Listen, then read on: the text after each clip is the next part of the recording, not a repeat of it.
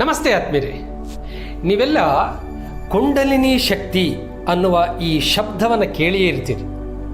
ಕುಂಡಲಿನಿ ಶಕ್ತಿ ಅಂದರೆ ಏನು? ಕುಂಡಲಿನಿ ಶಕ್ತಿ ಅಂತಂದರೆ ಅದು ನಮ್ಮೆಲ್ಲರ ಒಳಗಡೆ ವ್ಯಕ್ತಗೊಳ್ಳದೆ ಸುಪ್ತವಾಗಿರ್ತಕ್ಕಂಥ ಗುಪ್ತವಾಗಿರ್ತಕ್ಕಂಥ ಒಂದು ಆಧ್ಯಾತ್ಮಿಕ ಶಕ್ತಿ. ಹೇಗೆ ಹೂವೊಂದು ಅರಳುವ ಮುನ್ನ ಅದು ಮೊಗ್ಗಾಗಿರ್ತದೆ. ಆ ಮೊಗ್ಗಾಗಿದ್ದಾಗ ಅದಕ್ಕೆ ಸೌಂದರ್ಯವಾಗಲಿ ಅದರೊಳಗಿನ ಪರಿಮಳವಾಗಲಿ ಹೊರಗಡೆ ಬರೋದಿಲ್ಲ. ಹಾಗೆ ಎಲ್ಲ ಮನುಷ್ಯರೊಳಗಡೆ ವ್ಯಕ್ತಗೊಳ್ಳದ, ವಿಕಸನಗೊಳ್ಳದ, ಹೊರಬರದ ಒಂದು ಆಧ್ಯಾತ್ಮಿಕ ಶಕ್ತಿ ಎಲ್ಲರಲ್ಲಿ ಹುದುಗಿದೆ. ಅದನ್ನೇ ಈ ಕುಂಡಲಿನಿ ಶಕ್ತಿ ಅಂತ ಹೇಳೋದು. ಮತ್ತು ಕುಂಡಲಿನಿ ಶಕ್ತಿ ಅಂತ ಯಾಕೆ ಹೆಸರು ಬಂತು? ಅದಕ್ಕೆ ಕಾರಣ, ಇದು ಸುರುಳಿಯಾಕಾರವಾಗಿ ಹಾವಿನಾಗೆ ಸುತ್ತು ಹಾಕ್ಕೊಂಡು ನಮ್ಮೊಳಗಡೆ ಸುಪ್ತವಾಗಿ ಗುಪ್ತವಾಗಿ ಮಲಗಿರ್ತಕ್ಕಂಥ, ನಿದ್ರಿಸ್ತಿರ್ತಕ್ಕಂಥ ಒಂದು ಆಧ್ಯಾತ್ಮಿಕ ಶಕ್ತಿ. Unfolded energy, not yet expressed, not yet opened. ಈ ಕುಂಡಲಿನಿ ಶಕ್ತಿಯ ಬಗ್ಗೆ ಜನಸಾಮಾನ್ಯರಲ್ಲಿ ಅನೇಕ ತಪ್ಪು ಕಲ್ಪನೆಗಳಿವೆ. ಅಂದರೆ ಕುಂಡಲಿನಿ ಸಾಧನೆ ಮಾಡಿದ್ರೆ ನಾವು ಸಂಸಾರಕ್ಕೆ ಗುಡ್ ಬೈ ಹೇಳಿ ನಾವು ಸನ್ಯಾಸಿಗಳಾಗ್ಬಿಡ್ತೀವಿ, ವಿರಕ್ತರಾಗ್ತೀವಿ, ಎಲ್ಲವನ್ನ ತ್ಯಜಿಸಿ ಹಿಮಾಲಯಕ್ಕೆ ಹೋಗ್ಬಿಡ್ತೀವಿ ಅನ್ನೋ ಒಂದು ತಪ್ಪು ಕಲ್ಪನೆ ಇದೆ. ಹಾಗೇನೂ ಇಲ್ಲ. ಇದನ್ನು ವಯಸ್ಸಿಗೆ ಬಂದಂಥ 18ರಿಂದ 60 ಪ್ರಾಯದ ಎಲ್ಲ ಮಹಿಳೆಯರು, ಪುರುಷರು ಇದನ್ನು ಅಭ್ಯಾಸ ಮಾಡ್ಬೋದು. ಯಾಕೆಂದರೆ ಭಗವಂತ ನಮ್ಮೊಳಗಡೆ ಅಪಾರವಾದ ಅಂತಃಶಕ್ತಿಯನ್ನು ಒದಗಿಸಿಟ್ಟಿದ್ದಾನೆ. ಏನಕ್ಕೆ ಒದಗಿಸಿಟ್ಟಿದ್ದಾನೆ? ಒಂದೊಮ್ಮೆ ಇದು ಏನು ಅಪಾಯಕಾರಿ ಆಗಿದ್ದಿದ್ರೆ ಭಗವಂತ ಈ ಆಧ್ಯಾತ್ಮಿಕ ಶಕ್ತಿಯನ್ನು ಎಲ್ಲರ ಒಳಗಡೆ ಒದಗಿಸಿಟ್ಟಿರ್ತಿರಲಿಲ್ಲ. ಅಂದರೆ ಮನುಷ್ಯರು ತಮಗೆ ಬೇಕಾದಾಗ ಬೇಕಾಗುವಷ್ಟು ಅವಶ್ಯಕವಿರತಕ್ಕಂಥ ಶಕ್ತಿಯನ್ನು ಪಡ್ಕೊಳ್ತಕ್ಕಂಥ ಒಂದು ಸಾಧನೆಗಳನ್ನು ಮಾಡಲಿ ಅನ್ನುವ ದೂರದ ಉದ್ದೇಶದಿಂದ ಭಗವಂತ ನಮ್ಮೆಲ್ಲರಲ್ಲಿ ಈ ಆಧ್ಯಾತ್ಮಿಕ ಶಕ್ತಿಯನ್ನು ಒದಗಿಸಿಟ್ಟಿದ್ದಾನೆ.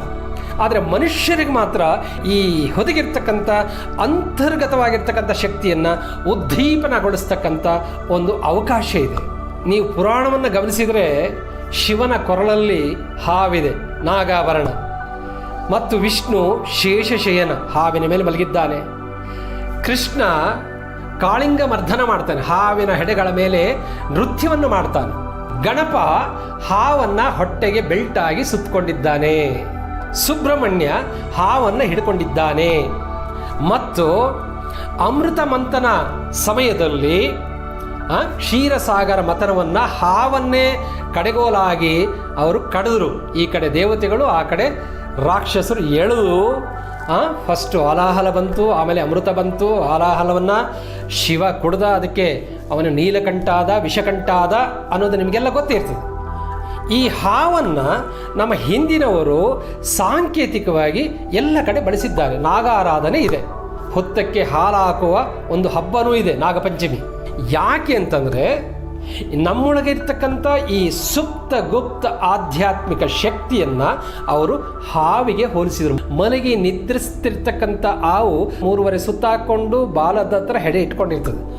ಹಾಗೆ ಹೋಲುವುದರಿಂದ ಇದಕ್ಕೆ ಕಾಯಿಲ್ಡ್ ಎನರ್ಜಿ. ಕುಂಡಲಿನಿ ಅಂದರೆ ಕಾಯಿಲ್ಡ್ ಎನರ್ಜಿ. ಕುಂಡಲಿನಿ ಶಕ್ತಿ ಅಂತಂದರೆ ನಮ್ಮೊಳಗಡೆ ಇನ್ನೂ ಜಾಗೃತಗೊಳ್ಳದ, ಇನ್ನೂ ಪ್ರಕಟಗೊಳ್ಳದ ಒಂದು ಸುಪ್ತವಾಗಿ ಗುಪ್ತವಾಗಿರ್ತಕ್ಕಂಥ ಆಧ್ಯಾತ್ಮಿಕ ಶಕ್ತಿ. ಯೋಗಿಗಳು, ಯೋಗ ಸಾಧಕರು ಅದನ್ನು ಜಾಗೃತಿಗೊಳಿಸಿ ಅಪಾರವಾದ ಅನುಭವಗಳನ್ನು ಪಡೆದರು. ಅದರಿಂದ ಆನಂದ ಬಂತು, ಅದರಿಂದ ನೆಮ್ಮದಿ ಬಂತು, ಅದರಿಂದ ಆರೋಗ್ಯ ವೃದ್ಧಿಯಾಯಿತು, ಅದರಿಂದ ಸ್ಥಾನಮಾನ ಸಮ್ಮಾನಗಳು ಬಂದವು, ಅದರಿಂದ ಅಷ್ಟೈಶ್ವರ್ಯಗಳು ಸಿದ್ಧಿಯಾದವು. ಹಾಗಾಗಿ ಇದು ಬಳಸಲಿಕ್ಕಂತಲೇ ಭಗವಂತ ನಮ್ಮೆಲ್ಲರಿಗೂ ಕೊಟ್ಟಿರ್ತಕ್ಕಂಥ ಒಂದು ದಿವ್ಯ ರೂಪದ ವರ. ಹಾಗಾಗಿ ಕುಂಡಲಿನಿ ಬಗ್ಗೆ ಹಲವಾರು ತಪ್ಪು ಕಲ್ಪನೆಗಳಿವೆ. ಕುಂಡಲಿನಿ ತಂಟೆಗೆ ಹೋಗ್ಬೇಡ, ಅದು ಅಪಾಯ, ಅದು ಡೇಂಜರಸ್. ಯಾರು ಹೇಳಿದ್ದು? ನಾನು ಕಳೆದ 30 ವರ್ಷಗಳಿಂದ ಆ ಸಾಧನೆಯಲ್ಲಿದ್ದೇನೆ. ನನಗೆ ಮದುವೆ ಆಗಿದೆ, ನಾನು ಕುಟುಂಬಸ್ಥ, ನನಗೆ ಮಕ್ಕಳಿದ್ದಾವೆ. ಮತ್ತು ಸಾವಿರಾರು ಜನಕ್ಕೆ ನಾನು ಇದನ್ನು ಉಪದೇಶ ಮಾಡಿದ್ದೇನೆ, ಮಾರ್ಗದರ್ಶನ ಮಾಡಿದ್ದೇನೆ. ಅವರೂ ಸಾಧನೆಯಲ್ಲಿದ್ದಾರೆ, ಅವರೂ ಒಳಿತನ್ನು ಕಾಣ್ತಾ ಇದ್ದಾರೆ, ಯಶಸ್ಸನ್ನು ಕಾಣ್ತಾ ಇದ್ದಾರೆ, ಪ್ರಗತಿಯನ್ನು ಕಾಣ್ತಾ ಇದ್ದಾರೆ, ಕೀರ್ತಿಯನ್ನು ಕಾಣ್ತಾ ಇದ್ದಾರೆ. ಹಾಗಾಗಿ ಸರಿಯಾದ ಮಾರ್ಗದರ್ಶನದಿಂದ ಸರಿಯಾದ ಕ್ರಮದಲ್ಲಿ ಅನುಷ್ಠಾನಾತ್ಮಕವಾಗಿ ಕುಂಡಲಿನಿ ಸಾಧನೆ ಮಾಡಿದ್ರೆ ನೀವು ಏನು ನಿರೀಕ್ಷೆ ಮಾಡ್ತೀರಿ, ಸುಖ, ಸಂತೋಷ, ನೆಮ್ಮದಿ, ಆಯುರಾರೋಗ್ಯ, ಅಷ್ಟೈಶ್ವರ್ಯಗಳೆಲ್ಲ ನಿಮ್ಮದಾಗುವುದರಲ್ಲಿ ಯಾವುದೇ ಸಂಶಯ ಬೇಡ. ಹಾಗಾಗಿ ಕುಂಡಲಿನಿಯ ಬಗ್ಗೆ ಅನೇಕ ತಪ್ಪು ಕಲ್ಪನೆಗಳಿವೆ. ಕುಂಡಲಿನಿ ಅಭ್ಯಾಸ ಮಾಡಿದವರು ಸಂಸಾರಕ್ಕೆ ಅವರು ವಿದಾಯ ಹೇಳ್ತಾರೆ, ಸನ್ಯಾಸಿಗಳಲ್ಲಿ ಸೇರಿ ಹೋಗಿಬಿಡ್ತಾರೆ, ಹಿಮಾಲಯಕ್ಕೆ ಹೋಗ್ತಾರೆ, ಆಮೇಲೆ ಕಾವಿ ಹಾಕ್ಕೊಂಡು ಬಿಡ್ತಾರೆ, ಸಂಸಾರವನ್ನು ಪರಿತ್ಯಜಿಸ್ತಾರೆ. ಇವೆಲ್ಲ ಕಪೋಲ ಕಲ್ಪಿತ ಒಂದು ಮಾತುಗಳಷ್ಟೇ. ಕುಣಿಯಲಾರದವಳು ನೆಲ ಡೊಂಕು ಅಂತ ಹೇಳಿದ್ಲಂತೆ. ಕೆಲವರು ಈ ಒಂದು ತಪ್ಪು ಕಲ್ಪನೆಗಳನ್ನು ಜನರಲ್ಲಿ ಬಿತ್ತುವ ಪ್ರಯತ್ನ ಮಾಡಿರಬೇಕು. ಹಾಗಾಗಿ ಕುಂಡಲಿನಿ ಈಸ್ ವೆರಿ ಸೇಫ್.